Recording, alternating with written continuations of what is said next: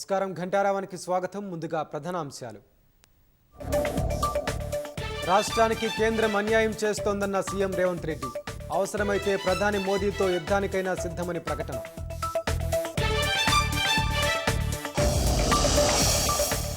Party కోసం కష్టపడిన వారికే స్థానిక సంస్థల ఎన్నికల్లో టికెట్లు. గల్లీ నుంచి పోరాడితేనే ఢిల్లీ వరకు ఎదిగే అవకాశం వస్తుందన్న సీఎం. తాను ఆఖరి రెడ్డి ముఖ్యమంత్రినైనా పర్వాలేదన్న రేవంత్. నాయకుడి ఆదర్శం నిలబెట్టేందుకు కార్యకర్తగా మిగిలేందుకు సిద్ధమన్న సీఎం.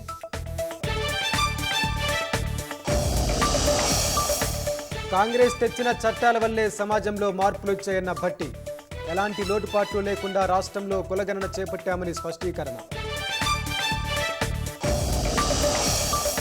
బీఆర్ఎస్ నేతలు కులగణన సర్వేలో పాల్గొనలేదన్న భట్టి. సర్వే విజయవంతం కావద్దని కొందరు కుట్రలు చేశారని ఆరోపణ.